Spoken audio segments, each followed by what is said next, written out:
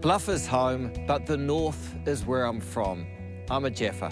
I've been away for 8 years, and coming back is like seeing this place like a visitor with a fresh pair of eyes for the first time. And I'll tell you what, this part of the country, it sings.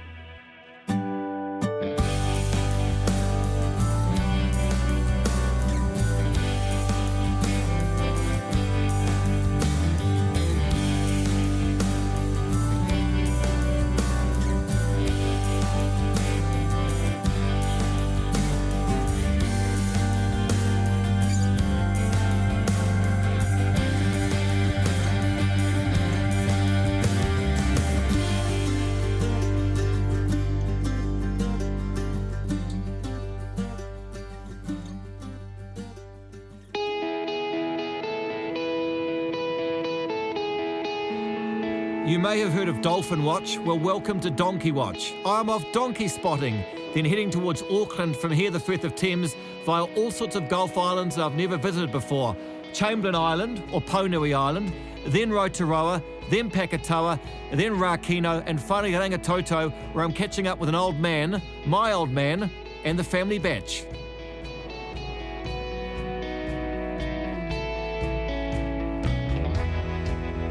Island number 1, Paunui Island, much bigger than I thought it would be coming here by boat. What can I tell you? Privately owned and farmed, but that's not what's interesting. What really fascinates me about Paunui Island is it's home to New Zealand's, get this, only feral donkeys. I love a donkey. Favourite animal? Donkey. Second favourite animal? Donkey. I think these ones will be really cute.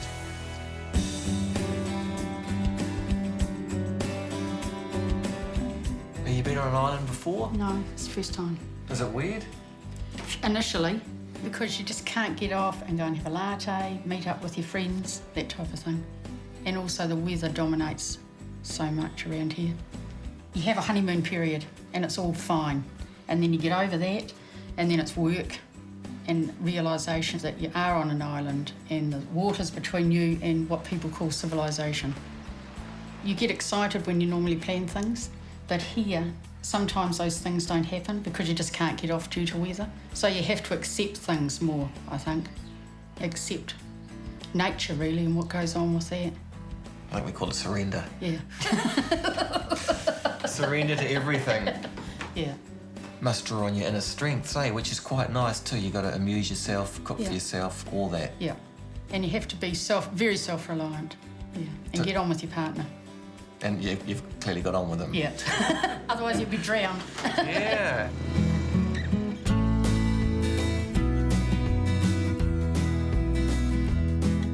So tell me the story of... Oh, I don't like to be touched. No, she's all right. She wants this. They came out in the 1880s from Australia. So the Chamberlains bought The Chamberlains bought them out, and they used them like little pack horses on the farm for working. So all the donkeys on the island have just come from those original ones? Yep, yep. And they've never had anything else introduced to them, so they're Paunui pure. So which is the Jenny and which is the... Is it Jack and Jenny. Yeah, OK. Just look underneath. And because I know I've been on the internet and... Yep, you've got to be careful getting on the internet Googling donkey because... But anyway, I've been on the internet and people are nuts about donkeys. Are these sought after donkeys? Do people... They are. Some donkeys have been sold off to donkey breeders, donkey people. Because it must have really pure... Yeah, because it's got pure bloodline. And they seem to like it on the sand. Yeah, they do. Always on the beach. Really? Yeah. So what does it mean when they say they're feral? Well, they're running free and with no intervention by us at all. No medicines, no hooving, nothing. They're just living their own life on the island.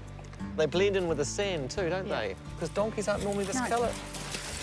Showtime. It's all right. It's playtime. Oh, it's like the wild Palominos, isn't it? It's quite a bizarre sight. I mean, you're obviously used to it. Oh, there's a couple being feral. I suppose a bit of that goes on. It does. And they'll be brother and sister, won't they? Onwards to another island, which, like Paunui, I've never visited before. And this island has always intrigued me, not for its beauty or its animal life, but its role in addiction treatment.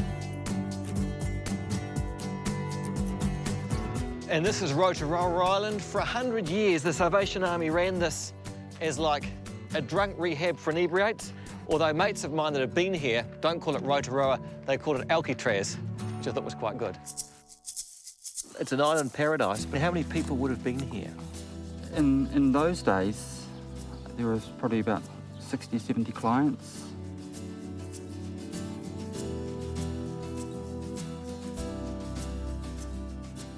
We've got 12 houses and they're all full, so they were families in every house. So probably 110, 120 people sort of thing. For a lot of them, this was home. They were safe and comfortable here, and I remember back in those days there was a lot of issues with street kids and things beating up on alcoholics and men, homeless men and stuff. So here they could fish, they were assigned jobs, but you know, after hours they could do hobbies, and we had a big hobby room up here. And must have been real paradise for you rock bottom drunks to be removed out of there and fed and clothed and looked after. I imagine. And a lot of them didn't want to leave. They were assigned a certain length of time here, either by the courts or whatever, to break the addiction. A short stay was 6 months, and then it went up to 2 years maximum. And at the time when they were assigned to leave, they would like tell my dad to hold my job, hold my bed, because I'll be coming back. And that's happened numerous occasions where they would go off on Tuesday's boat and get drunk, go before the courts and come back and carry on for another period of time, because this was home to them. And what did they do here? Did they do gardening and stuff? Was it a self-sufficient island? In the early days it was. They had the sheep and the cows, and they had a piggery and chickens, and they had huge market gardens down here in the bottom. In fact, they grew so many vegetables they actually used to put them on the boat and export them off the island to Salvation Army facilities in town. As a child, was there much drama? Did people escape, or were there fights, or was it pretty calm? There are stories that the clients occasionally would steal a dinghy and row off to Waiheke and hitchhike down the other end. But on a whole, some of them didn't want to be down here, but once they arrived and saw the way things were functioning down here and the good that was happening down here, then they would quite happily stay. The island life here must do you some good. It does. Yeah. Nothing surer. Because here, you get that proper feeling inside of you, which you should have all the time. That's right, on the upside. To give that awful stuff, alcohol, That's right. just a fair kick out of it. From a child's point of view, it was wonderful. We had tree huts up here, and we start correspondence at 7 in the morning. We're all done by lunchtime, and all the other mums worked on the same principle, and all us kids used to meet up at midday and beaches or roaming the hills. Considering we didn't know the background of a lot of these guys here, a lot of them are criminals, we were given a lot of freedom. Now, where should we head to? Peketoa. Righty-ho. Well, even when I was a kid, it did seem a bit sort of strange that someone goes on the holiday so close. It almost seemed like... Yeah. And it cost as much as a Did trip it? to I never Fiji. went. Yeah. I remember coming out to it from Auckland on the hydrofoil with Mum and Dad for the day. Did it seem flash? It did then. Did it? Yeah. Mind you were cow cockies for a minute or two, weren't I you? know. So anything was flash. A new form of sea transport is making the development possible. The 67-foot hydrofoil built in Sicily and named Manuwai.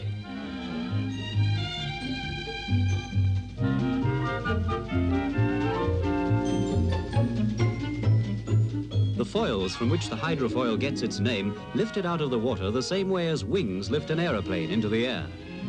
Driven by a V12 diesel engine, this extraordinary vessel can reach a maximum speed of 40 knots.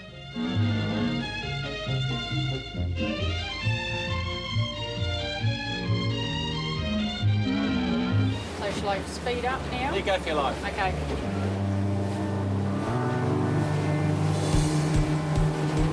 I love your facial expressions when you get going. Oh, jeez. Sorry. And here it is. It looks all right from the air. I've never been here before, but close up, she all looks slightly different.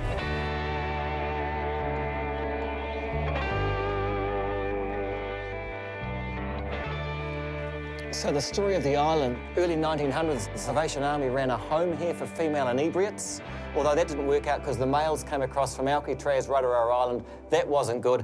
1964, Robert Kerridge made all his money from movie theatres, Kerridge Odeon. He decided to buy the island and build an exotic tropical resort 20 minutes from Auckland Harbour. There'd be a pool, they'd lie around the pool, they'd buy drinks, they'd go to restaurants, a whole resort like Fiji, but so close to Auckland. The buildings rise almost overnight, like mushrooms in the paddocks, to transform this bleak 63-acre island into a bright holiday resort. Seems extraordinary, actually seemed quite tacky. You'd build a pool here when you're within 20 metres of some of the most gorgeous beaches I've ever seen.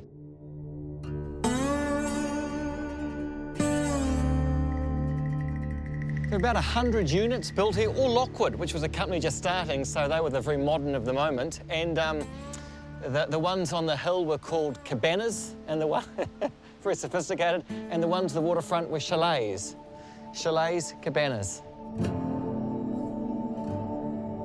Of course, it's all abandoned now. The whole Pakatoa thing didn't really catch on. Probably air travel, it was cheaper to go to the Pacific Islands. And the island's been bought and sold a couple of times since Kerridge Odeon had it. It's probably yours if you want it for $30 million.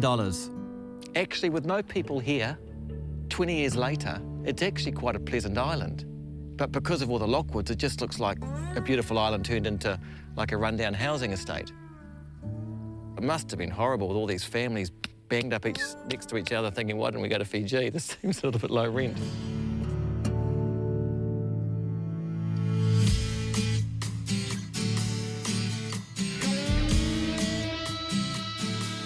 I designed the first one on the back of a cigarette packet sort of thing, and it did the job, but it was a bit of a disaster.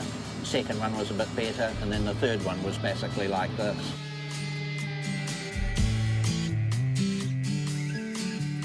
You designed it for rubbish, for wheelie bins, or? I designed it so it'll take 50 wheelie bins and it'll take 2 cars, because we often have cars to take off Rakino, and we've often got tractors and quads and stuff to go down there too, you know, good going ones.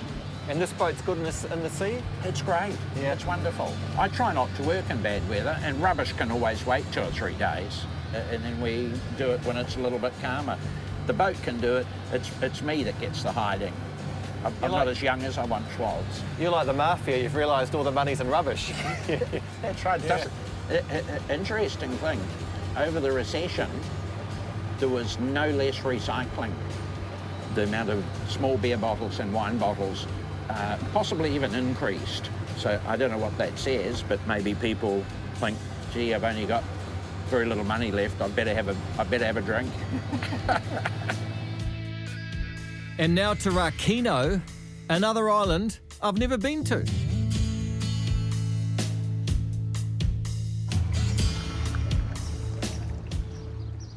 Rakino, like every island I've come across in the Hauraki Gulf, seems to have a really fascinating history.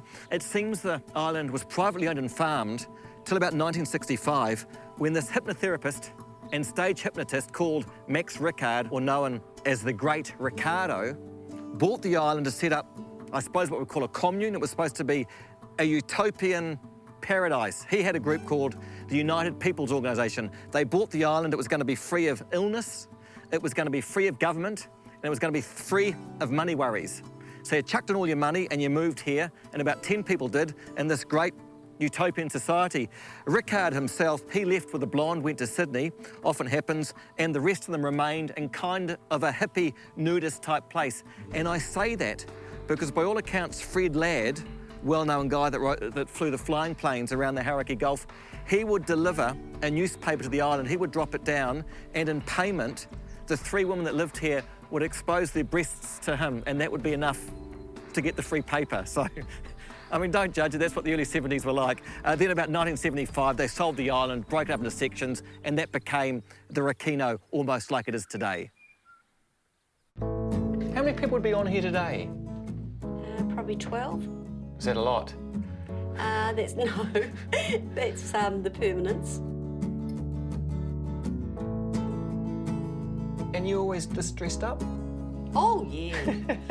Well, today a little bit more, but mostly. Yeah, with the earrings and the necklaces. Oh, yes, yeah. You can't let yourself down, you see. You know, it doesn't matter. Get up in the morning and still put the makeup on and the earrings and... But there's only 10 others on the island to see you. Oh, that doesn't matter. I see myself. Morris sees me. Yeah. How did you come to be here?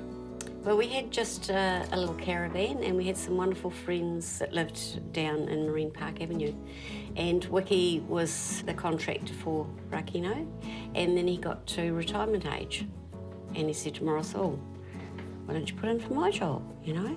Oh, gosh, I don't know if I want to go and live over there. You know, going for holidays is fine, but living is a bit different.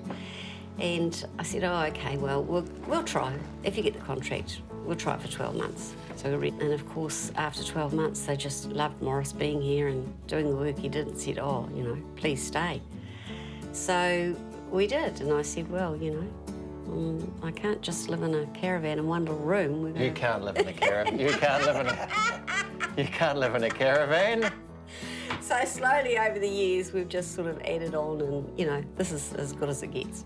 You got rid of the caravan and you bought a house. Well, actually, we just started off with one little room that was everything, you know, and we had a mass shower outside. This is it here. This was the beginning of it. It was supposed to be a storage shed, and then we were going to build a bigger house up the top because, you know, that's where you get all the view all the way around. Yeah. And when we actually did this, our friend down the road, Wiki, said, now, are you sure that this is what you want? And I said, yeah, well, it's only going to be a storage shed. He said, well, that could change. If Morris gets the contract, you're going to be living here. OK. So after a while, we just slowly added on, and then the bedroom and the bathroom, and so it all took time. For living on an island with 12 people, with no shops, you've acquired a lot of stuff, haven't you? Yes. Because you think on an island you have no stuff, you just have That's driftwood, right. you've got Yeah. everything. So where do you find everything you've got? Do you shop in town or...? She goes Oh, shopping yeah, I shop in town. How often? every Well- time we go back. And you make a list of what you want. Yeah, More just write the China list before you dolls, go. more angels. Yes, things acquired over the years. How do you describe your style of interior decoration? Well, I love the Italian look because it's quite glamorous and it's quite, you know, out there. But I also like the French look, which is a little bit softer, which is upstairs. It's sort of a little bit softer than in here. But yeah, no, I just like that different look, I guess. Do you Bit of leopard skin and... A lot of leopard skin. See you, darling. You've got a beautiful island. Oh, it is. You got a beautiful wife. Yeah. So you bring all the rubbish and wrecks off Rakino? I do. I don't bring enough wrecks off there because people are too stingy to pay the $50 to the council to get them off. There's a fine point on Rakino about what's a wreck and what's not a wreck. You know, some of them actually still go, although you would never possibly drive them on the road in mainland. I think it must be about the only place in New Zealand where you don't have to have a warrant of fitness or registration. These vehicles on Rakino have had a life in Japan, then they've come to Auckland and had another life, a big life, and then they go to Rakino and have a third life. So they're good value at the time they go off the island.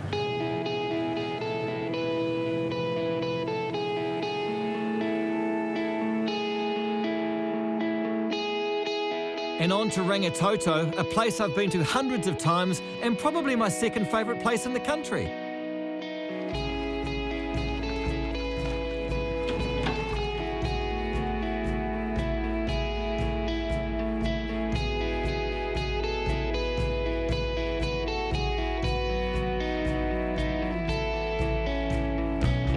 This is Islington Bay. It's always been a really special place for our family because my father's family had a batch here.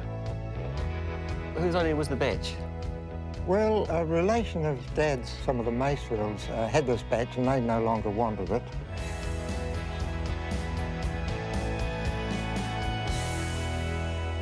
And they approached Mum, I think, and she says, oh God, yes, we must be in there. Cost us £90 in those days. This was 1946, I think. And we sold the piano to raise funds because the boys weren't particularly keen on the piano and I was never given a shot. So we'll sell the piano and buy this batch, and that was it. So, you know, Mum had that sort of determination that my father lacked. What do you think it feels like coming back to it, you feel? Oh, you know, I just realised what a privileged childhood we had, you know, able to come to a place like this. And to think 600 years ago this island didn't exist, it just burst out of the water. It's got to be one of the most amazing and unique places in the world. So in 1946, that was the end. The leases had run out. The leases had run out and there was an embargo on them that they weren't to be renovated or added to. The fact that they were added to, it all had to be done very surreptitiously. Anything you did had to be very low profile and it just fitted in with the environment. Do you think it was wrong to knock down the batches, or you think... I think what they've done is realistic, that a few gems have been preserved and so on.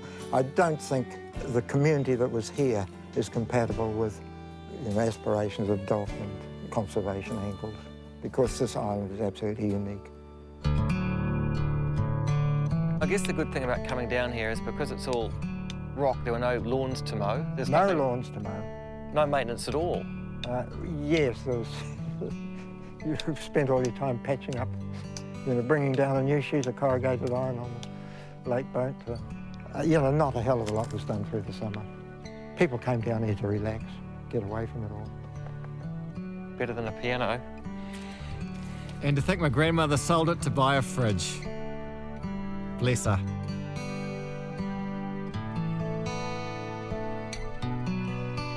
Well, I've been from the Manukau Harbour to the top of the North Island to the Three Kings and down the east coast.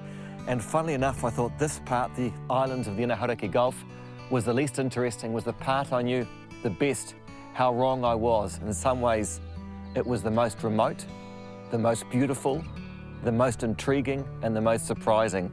The people I met were just as nice as any I've met on this whole trip. And those donkeys, I don't know, I just can't get enough of those donkeys. I love them.